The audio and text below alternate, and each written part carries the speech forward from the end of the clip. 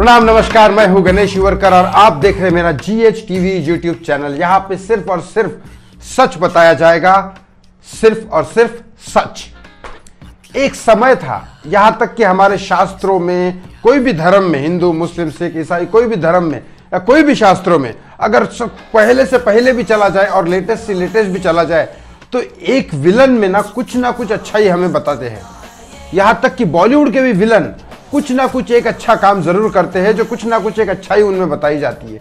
हमेशा यह बताया जाता है हमें शास्त्रों में भी कि देखो एक बुरे से बुरे इंसान ने भी एक अच्छा काम किया, इसी वजह से उसको शायद भगवान ने या ऊपर वाले ने या अल्लाह ने जन्नत बख्शी या कुछ अच्छा किया उसके लिए। रावण का एग्जाम्पल ले लो। रावण भले ही सीता का अपहरण किया था, बहुत सारी चीजें की थी, लेकिन रावण ज्ञानी था, ये कहते हैं, ये सच है। रावण महादेव का भक्त था, ये सच है। शिव तांडव उसने खुद लिखा, ये सच है। यहाँ तक कि सीता का अपहरण करने के बाद सीता को उसने छुआ तक नहीं, ये बात सच है। दुर्योधन का नाम लेते हैं, लेकिन दुर्योधन जैसा इंसान भी उसको भी इतनी मित्रता थी कर्ण से कि कर्ण के मित्र होने में उसने कोई भी शंका नहीं की। कर्ण के पास उसकी सच्ची मित्रता थी। हर विलन में कुछ ना कुछ अच्छाई होती है। बॉलीवुड के इतने सारे एग्जाम्पल थे विलन के, लेकिन कुछ ना कुछ अच्छाई मैंने मैक्सिमम विलन में देखी है। यहाँ तक कि अंडरवर्ल्ड डॉन हाजी मस्तान के बारे में इतना लोग बोलते हैं, लेकिन हाजी मस्तान के बारे में अगर सुनना हो तो सुनील दत्त साहब से जरूर सुनिएगा। एक आपकी अदालत में आए थे रजत शर्मा के शो में, और बहुत बार सुनील दत्त साहब ने बोला है, और हाजी मस्तान का बहुत अच्छा रिकॉर्ड भी है। वो ऐसी कोई इलीगल चीज नहीं करते थे। ऑफ कोर्स डॉन थे, गलत काम करते थे, लेकिन ऐसी कोई इलीगल चीज नहीं करते थे जिसकी वजह से किसी की जान जाए या बहुत लोगों की जान जाए या समाज को बहुत बड़ा नुकसान। ऑफ कोर्स हानिकारक थे हाजी मस्तान भी, अंडरवर्ल्ड डॉन थे तो, लेकिन इतना बुरा बर्ताव किसी ने नहीं किया जितना दाऊद इब्राहिम ने किया। दाऊद इब्राहिम ये वही है जिसमें सुशांत सिंह राजपूत का नाम आया था। सुशांत सिंह राजपूत की हत्या के मामले में भी दाऊद इब्राहिम का नाम आया था। आज इस वीडियो में आपको मैं सब कुछ बताऊंगा दाऊद इब्राहिम के बारे में।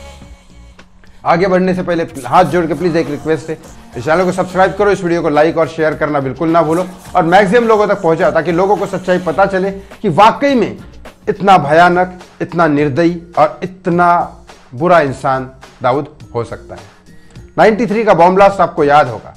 दाऊद इब्राहिम में बहुत ही छोटे हवलदार का बेटा था, लेकिन इसके बाद थोड़ा करते करते वो इतना बुरा इंसान बन गया कि 250 लोगों का बॉम्ब ब्लास्ट कर दिया उसने। मुंबई 93 बॉम्ब ब्लास्ट आपको पता होगा, और भाग गया यहाँ से। उसके अंदर इतनी हिम्मत नहीं थी कि वो यहाँ रह सके, और उसके भाई बहन, उसमें से एक हसीना पारकर, उसकी बहन यहाँ रही, और उसके बाद हसीना पारकर के बेटे ने अब NIA के सामने, क्योंकि NIA बहुत बुरी तरह से पीछे पड़ चुकी है दाऊद इब्राहिम की, नेशनल इन्वेस्टिगेशन एजेंसी, जो नेशनल मुद्दे पे बात करती है, नेशनल मुद्दों को सॉल्व करती है, नेशनल कोई भी इशू होगा उसको सॉल्व करती है, और ये बहुत बड़ा नेशनल इशू है दाऊद इब्राहिम, और उसको इंडिया में ही लाना चाहिए।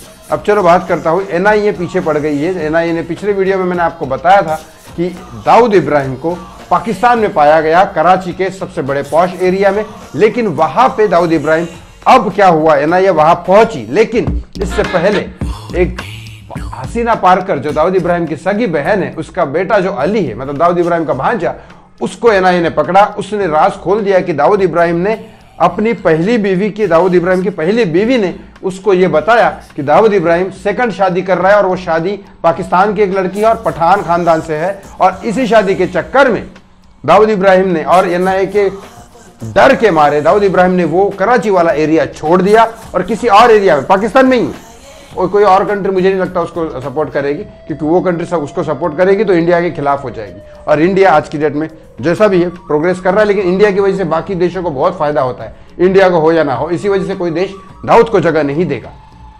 और इसी बात में दाऊद पाकिस्तान में इधर उधर छुपता फिर रहा है। अब उसकी सेकंड शादी की खुलासा हसीना पारकर की बेटे अली ने कर दी NIA के सामने। अब NIA उसके थ्रू, और शायद सेकंड लड़की जो भी होगी उसके पता लगाने के बाद दाऊद का सेकंड पता लगाएगी, और इसी बारे में NIA इस इन्वेस्टिगेशन एजेंसी में बहुत बार ये भी कह चुकी है कि इसका बहुत बड़े बॉलीवुड एक्टर सुशांत सिंह राजपूत के कनेक्शन में भी हाथ था, जो रिपब्लिक भारत और बहुत सारी चीजों में भी आया था। तो हो सकता है कि शायद दाऊद इब्राहिम पकड़ने के बाद शायद ये सुशांत सिंह राजपूत का भी गुस्सा खुले।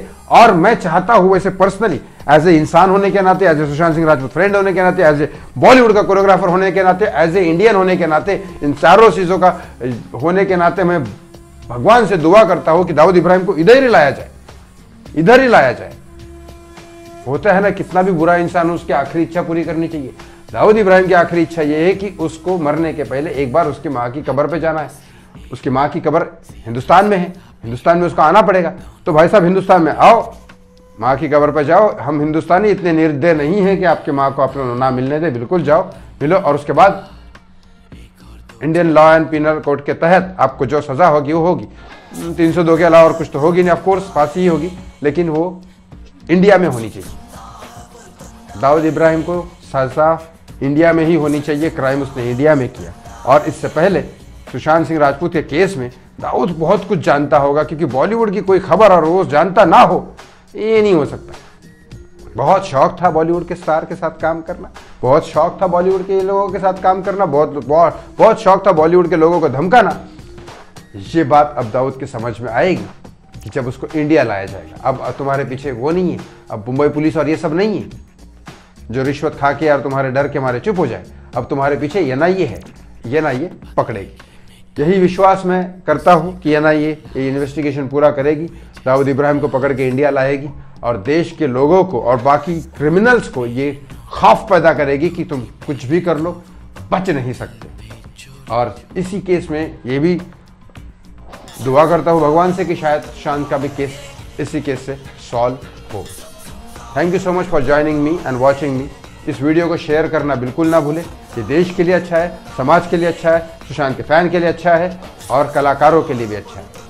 धन्यवाद।